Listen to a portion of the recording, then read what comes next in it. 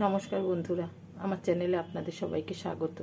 আজ আমি আপনাদের সাথে শেয়ার করব ক্যাপসিকাম টমেটো দিয়ে কাতলা মাছের রেসিপি। এখানে নিয়েছি কাতলা মাছ, নিয়েছি একটা বড় সাইজের ক্যাপসিকামটাকে এভাবে সরু সরু করে লম্বা করে কেটে নিয়েছি টমেটোগুলোকেও এভাবে কেটে নিয়েছি কুচনো পেঁয়াজ, 5টা রসুনকে কিমা করে নিয়েছি, আর নিয়েছি কুচনো কাঁচা লঙ্কা। এই মাছের মধ্যে দিয়ে দেব হলুদ,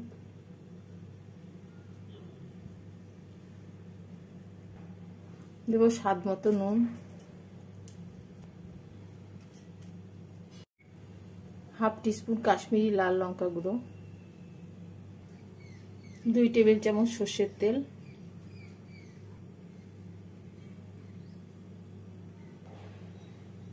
দিয়ে দেব ক্যাপসিকাম কুচি, টমেটো কুচি, পেঁয়াজ কুচি,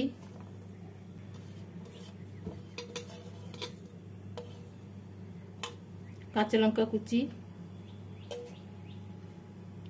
রসুন। এই সমস্ত কিছু দিয়ে মাছগুলোকে মেখে 15 মিনিট রেখে দেব।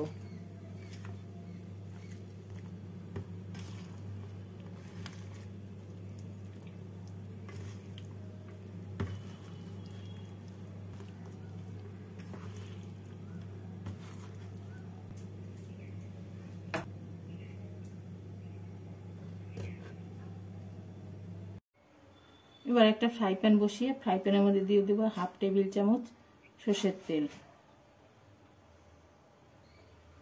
তেলটাকে ভালো করে গরম করে নেব। এবার এর মধ্যে মাছগুলোকে তুলে দিয়ে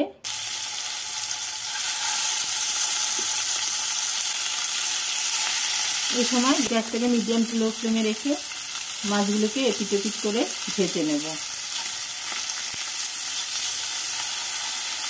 খুব বেশি কড়া করে ভাজবো না, হালকা করেই ভেজে নিচ্ছি।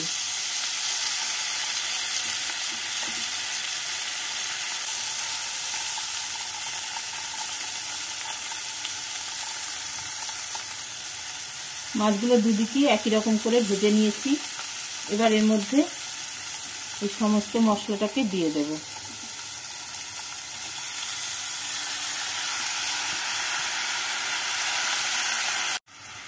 গ্যাসটাকে মিডিয়াম টু লো ফ্লেমে রেখে রান্নাটা করে নেব।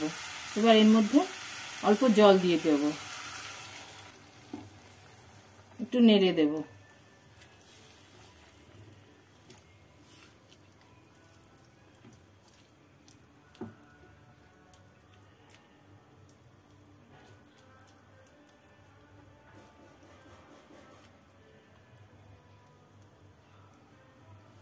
এবার 15 মিনিটের জন্য ঢাকা দিয়ে রেখে দিচ্ছি।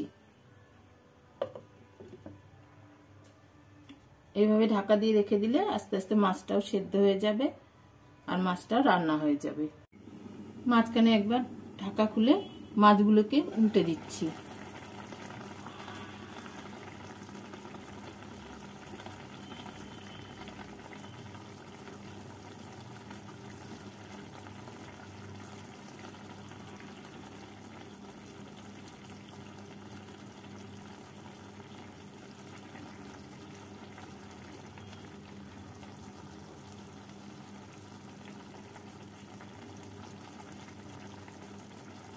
এবার আবারও ঢাকা দিয়ে দিলাম।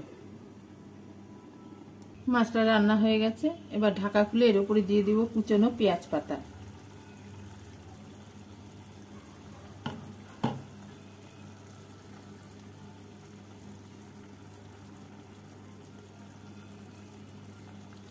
কুচনো পেঁয়াজ পাতা দিয়ে গ্যাসটাকে বন্ধ করে দেব। এই মাছে কিন্তু ঝোল থাকবে না, এরকম মাখা মাখা মাছ রান্না করতে হবে। 2 মিনিটের জন্য ঢাকা দিয়ে দিচ্ছি।